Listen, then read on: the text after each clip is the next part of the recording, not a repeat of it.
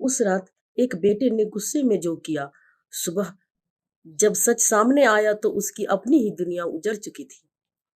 शहर के एक शांत इलाके में रहने वाले विनोद शर्मा एक साधारण और ईमानदार इंसान थे। उनकी पत्नी का देहांत कई साल पहले हो चुका था और वो अपने 16 साल के बेटे आदित्य के साथ रहते थे। उसकी जिंदगी सादी थी, सुबह काम, शाम घर और बेटे के साथ कुछ हंसी मजाक। लेकिन एक रात सब कुछ बदल गया। उस रात पड़ोसियों ने अचानक उनके घर में तेज आवाजें सुनी। पहले लगा जैसे किसी बात पर बहस हो रही हो, फिर सब कुछ एकदम शांत हो गया, इतनी खामोशी जैसे कुछ हुआ ही नहीं। अगली सुबह जब दरवाजा नहीं खुला तो पड़ोसियों ने पुलिस को बुलाया। दरवाजा तोड़ा गया तो अंदर का दृश्य देखकर सब सन्न रह गए। विनोद शर्मा जी जमीन पर पड़े थे और घर अस्त व्यस्त था। लेकिन अजीब बात यह थी कि घर में जबरदस्ती घुसने के कोई निशान नहीं थे। दरवाजा अंदर से बंद था, खिड़कियां भी। सबसे बड़ा सवाल था, अगर कोई अंदर नहीं आया तो ये हुआ कैसे। पुलिस ने जांच शुरू की।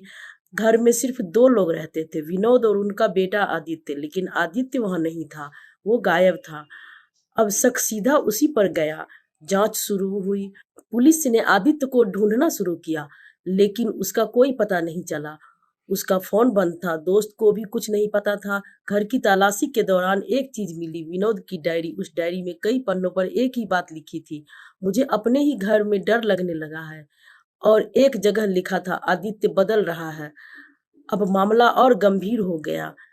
घर के एक कोने में एक छोटा सा सीसीटीवी कैमरा लगा था, जो आमतौर पर बंद रहता था, लेकिन उस रात वो चालू था।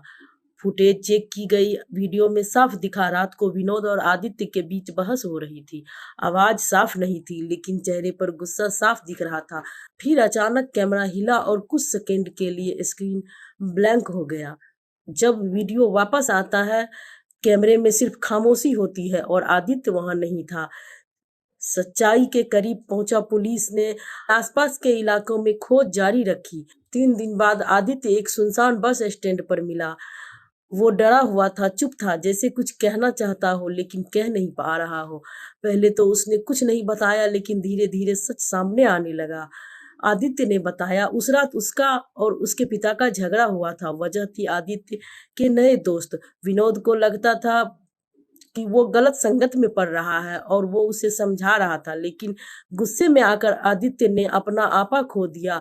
उसने अपने पिता को धक्का दिया, विनोद पीछे गिर पड़े और सिर जमीन से टकरा गया। सब कुछ कुछ ही सेकेंड में हो गया। आदित्य डर गया, उसे समझ नहीं आया क्या करे। उसने दरवाजा अंदर से बंद किया और खिड़की से निकलकर भाग गया। सच सामने आते ही पूरा मामला साफ हो गया। यह कोई प्लान नहीं हुआ अपराध नहीं था, यह एक पल का गुस्सा था जिसने एक परिवार खत्म कर दिया। आदित्य को जब यह एहसास हुआ तो वो फूट फूट कर रो पड़ा। उसने सिर्फ इतना कहा, मैंने अपने ही पापा को खो दिया। कभी कभी गुस्से में लिया गया एक फैसला पूरी जिंदगी बदल देता है, और कुछ गलतियां सिर्फ पछतावे के लिए छोड़ जाती है। यह कहानी अगर आपके दिल को छू गई हो तो प्लीज सब्सक्राइब जरूर करें।